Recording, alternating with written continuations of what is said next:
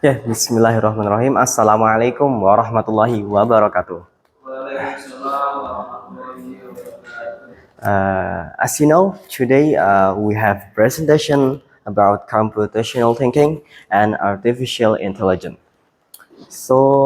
Jadi hari ini kita bakal ngajarin ke teman-teman semua, kita bakal sharing pengetahuan apa itu computational thinking dan apa itu artificial intelligence. Seperti slogannya di sini, berpikir seperti komputer dan berinovasi seperti manusia. Oke.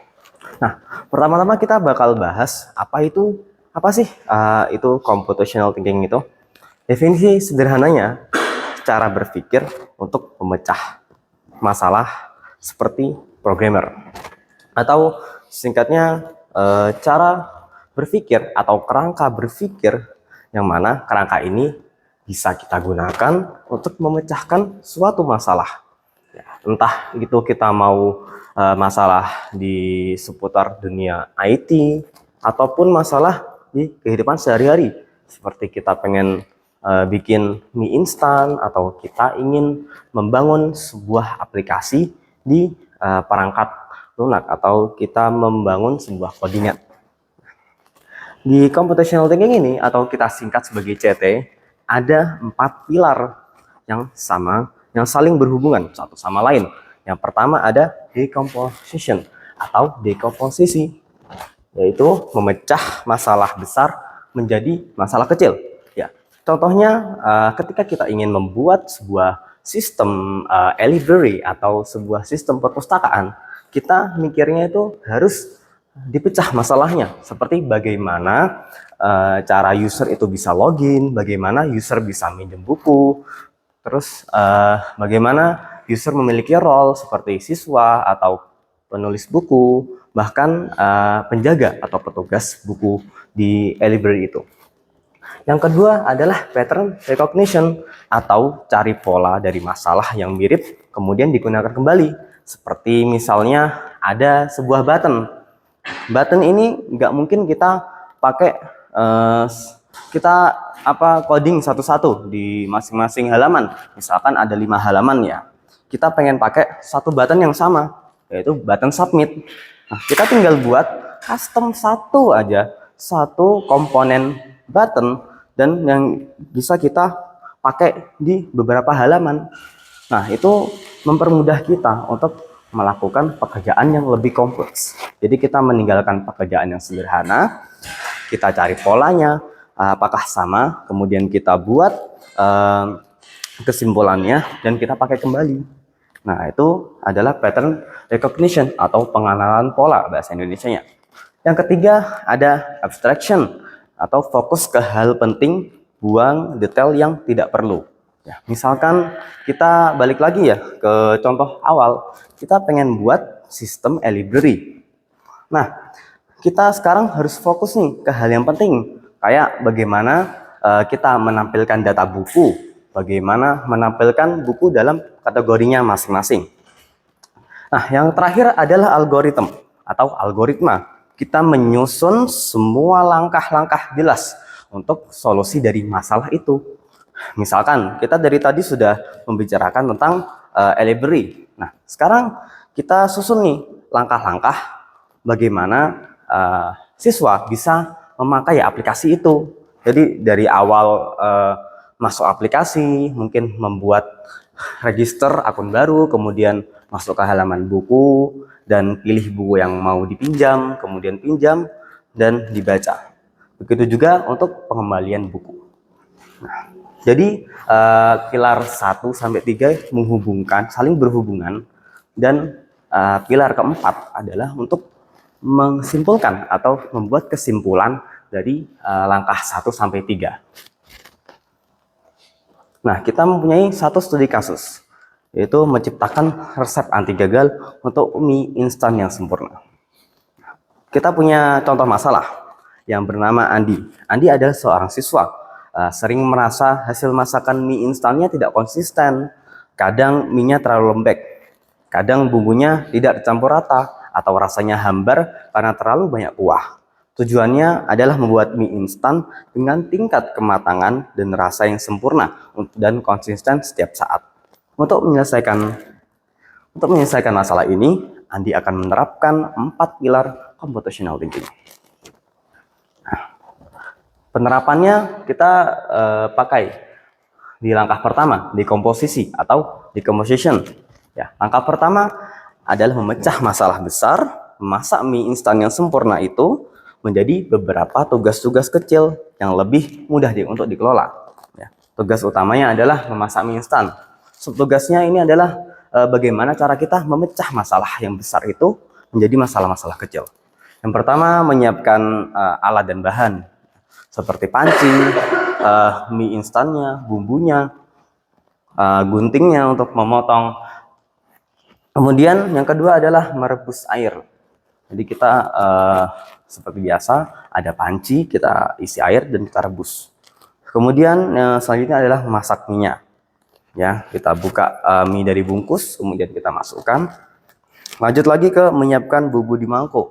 Kita menggunakan gunting untuk membuka bumbu dan menyiapkannya di mangkuk. Dan yang ke 1, 2, 3, 4. Yang kelima, mencampur mie dan bumbunya. Mencampur rata, kemudian menambahkan topping dan menyajikannya. Dengan memecahnya, Andi bisa fokus pada setiap langkah satu persatu tanpa merasa kewalahan. Nah, yang kedua adalah pengenalan pola atau pattern recognition. Andi mulai mencari pola atau kesamaan dari pengalaman memasaknya dan dari petunjuk di bungkus mie. Yang pertama ada pola, waktu, dan air. Setiap bungkus mie instan, terutama dari merek yang sama, hampir selalu menyarankan volume air yang sama. Misalnya ada 400 ml atau 2 gelas. Dan waktu merebus yang sama, ya normalnya 3 menit. Ini adalah pola kunci untuk mendapatkan tekstur mie yang pas. Jadi kita ingin memasak mie, ada 5 mie, kita pengen masak semuanya. Nah, kita sudah tahu polanya, waktunya berapa menit dan airnya berapa. Yang kedua ada pola bumbu. Bumbu, bubuk, dan minyak bumbu selalu dipisahkan. Polanya adalah bumbu-bumbu ini harus disiapkan di mangkuk terlebih dahulu agar mudah tercampur saat mie panas dimasukkan. Mencampuri bumbu langsung di panci seringkali membuat bumbu menempel di panci. Ini pola bumbu yang bisa diterapkan ketika kita memasak 5 mie tadi juga. Dan terakhir ada pola kegagalan. Andi sadar bahwa ketika ia memasak 2 bungkus mie sekaligus menggunakan air dan waktu yang sama seperti memasak 1 bungkus, hasilnya gagal. Mie lebih keras, kuah sedikit. Ini adalah pola penting. Aturan untuk 1 bungkus tidak bisa langsung diterapkan untuk 2 bungkus. Nah, kita pakai pilar yang ketiga, yaitu abstraksi atau abstraction. Sekarang Andi akan fokus pada informasi yang paling penting untuk mengabaikan detail-detail yang tidak relevan. Yang pertama adalah informasi penting yang Andi harus fokus di sini. Yang pertama, volume air yang akurat, misalnya yang 400 ml. Kemudian yang kedua ada waktu merebus yang presisi, 3 menit. Dan yang ketiga, urutan memasukkan bumbu ke mangkuk, jadi harus benar. Dan yang keempat, air harus benar-benar mendidih sebelum mie dimasukkan. Ada informasi yang tidak relevan yang harus dihindari ketika kita melakukan abstraksi ini dalam suatu masalah. Seperti warna panci yang digunakan, merek kompor gas, bentuk mangkuk, mengaduk mie searah atau berlawanan arah jarum jam. Dengan abstraksi, Andi menyaring noise atau hanya berkonsentrasi pada variabel yang benar-benar mengaruhi hasil akhir. Jadi dengan mengabaikan hal-hal yang kecil, hal-hal yang tidak relevan, membuangnya dan fokus ke masalah yang besar, Andi bisa tetap melakukan sesuai dengan tujuannya. Nah, yang terakhir adalah algoritma atau algorithm design. Berdasarkan dekomposisi, pola, dan abstraksi, Andi kini bisa membuat serangkaian instruksi, langkah demi langkah yang jelas dan tidak ambigu. Nah, inilah algoritma mie instan sempurna miliknya. Algoritma memasak 1 bungkus mie instan kuah. Yang pertama mulai, yang kedua siapkan 1 bungkus mie instan, ya, panci, mangkuk, sendok, dan gelas ukur. Yang ketiga, ukur 400 ml air menggunakan gelas ukur. Keempat, tuang air ke dalam panci. Yang kelima, nyalakan kompor dengan api sedang. Yang keenam, tunggu hingga air mendidih sempurna. Nah, yang ketujuh, buka buku mie instan, masukkan mie ke dalam air mendidih, atur timer selama 3 menit. Yang kedelapan, sementara menunggu, buka semua saset bumbu dan tuangkan ke dalam mangkuk. Setelah timer berbunyi tepat 3 menit, matikan kompor. Yang ke-10, tuang mie berserta kuah ke dalam mangkuk yang sudah berisi bumbu. Yang ke-11, aduk secara merata hingga bumbu tercampur sempurna. Yang ke-12, sajikan selagi hangat. Dan yang ketiga, selesai. Ini adalah algoritma desain atau pola yang terakhir ketika kita sudah menerapkan pilar computational thinking dari 1 sampai 3. Nah, kita coba beralih ke contoh computational thinking atau CT di kehidupan sehari-hari. Di komposisi, mempersiapkan sarapan, kita bisa memisahkan tugas-tugas yang berat. Kita bisa goreng telur dulu, bikin teh, dan siapkan piring untuk menyajikan semua itu. Kemudian di langkah yang kedua tadi, pattern recognition, setiap pagi urutannya sama, seperti itu juga. Kemudian yang ketiga, abstraction, fokus ke menyiapkan sarapan, bukan detail warna piring. Jadi kita beralih ke urusan yang lebih penting. Ini urusan yang kurang-kurang penting, kita singkirkan dulu. Dan yang terakhir adalah algoritma. Jadi kita menyusun dari langkah-langkah kecil itu, langkah-langkah besar itu, dan fokus itu menjadi satu algoritma yang sewarna. Panaskan minyak, pindahkan telur, dan sajikan. Nah, kemudian kita bertanya, kenapa ini penting? Nah, pertama kita bahas dunia kerja. Yang pertama, membuat solusi lebih efisien. Karena ketika kita berpikir menggunakan computational thinking, kita berpikir layaknya komputer, layaknya sebuah program. Kita tahu ya, computational thinking ini adalah fondasi dari seluruh aplikasi yang ada di dunia. Misalkan software. Software itu mempunyai fondasi. Fondasinya apa? Computational thinking ini. Dan kita juga bisa berpikir lebih sistematik ya. Ini ada dua orang, yang satu berpikir sistematik, yang satu berpikir random. Jadi ketika kita berpikir sistematik menggunakan sistem computational thinking, kita bisa menyelesaikan masalah dengan runutan yang benar dan dengan hasil yang maksimal daripada orang yang berpikir random atau tidak mempunyai tujuan sama sekali atau tidak mempunyai struktur kerangka berpikir yang benar. Di sekolah mempermudah belajar matematika, sains, dan coding. Karena computational thinking ini juga membantu kita semua untuk memahami codingan. Dan ini merupakan fondasi awal sebelum benar-benar kita masuk ke VS Code, masuk ke kode editor, kita ngoding. Sebelum itu penting untuk kita untuk memahami CT ini. Dan yang terakhir di kehidupan, membantu berpikir sistematis dan logis. Kita tahu ya, penelitian dari Daniel Kahneman di bukunya Thinking Fast and Slow, ada sistem 1 sama sistem 2. Yang mana sistem 1 adalah sistem berpikir yang kurang logis, dan yang kedua adalah sistem berpikir yang logis. Yang mana ketika kita terbiasa menggunakan computational thinking, kita bisa memaksimalkan sistem 2 ini berjalan dengan maksimal atau berjalan dengan sangat-sangat logis. Jadi ketika kita ditanya atau ketika kita maju di depan, kita bisa menjawab pertanyaan-pertanyaan dengan logis dan dengan terstruktur. Nah, kita lanjut ke perkenalan AI. Apa sih itu AI?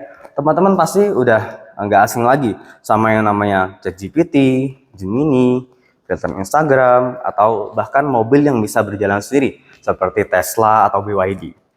Nah, definisi AI atau Artificial Intelligence atau bahasa Indonesianya adalah kecerdasan buatan, adalah teknologi yang membuat komputer bisa belajar dan berpikir layaknya manusia. Jadi AI itu dibikin oleh manusia dan dibuat sedemikian rupa menyerupai manusia. Agar tujuannya apa? Tujuannya untuk membantu pekerjaan kita setiap hari. Misalkan kita mempunyai tugas ya yang mungkin teman kita bisa ngerjain, tapi kita juga bisa ngerjain. Dan kita ingin tugas ini biar cepat selesai. Sifat tugas ini adalah kurang penting. Jadi kita meminta AI untuk menyelesaikan tugas ini, dan itu adalah fungsi dari AI. Nah, setelah kita belajar tentang computational thinking dan AI, kita akan menghubungkan ya bagaimana, apa sih hubungannya CT dan AI. Ya. Apa hubungannya 4 pilar ini dengan AI itu sendiri. Ya.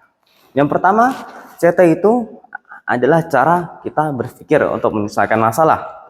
Dan yang kedua, AI adalah mesin yang kita buat agar bisa berpikir seperti kita. Dan kesimpulan yang bisa diambil adalah AI yang baik dibangun dengan logika CT. Seperti yang saya bilang dari awal, karena semua teknologi, semua software itu dibangun dengan CT atau computational thinking. Sedangkan AI dibangun di atas ML atau machine learning, dan machine learning dibangun di atas CT. Jadi dasar dari AI itu sendiri adalah computational thinking. Makanya kita penting untuk mempelajari computational thinking ini. Nah, kita akan bahas tantangan dan peluangnya. Yang pertama ada tantangan, takut tergantikan AI. Kita tahu AI sekarang sangat-sangat mengerikan. Kehadiran ChatGPT 5 membuat kita semua para programmer khususnya dan para yang berkaitan dengan komputer itu merasa posisi kita akan tergantikan oleh AI. Nah, itu sebuah tantangan yang harus kita hadapi. Dan bagaimana cara agar kita tidak terkena imbas ini? Yaitu kita ada peluangnya. AI tidak akan menggantikan orang yang menguasai AI. Jadi kita belajar bagaimana cara memakai AI itu sendiri, bagaimana menguasai prompting engineering AI. Dan CT ini atau computational thinking yang saya jelaskan di awal membantu kita membuat AI yang bermanfaat. Oke, mungkin ada pertanyaan.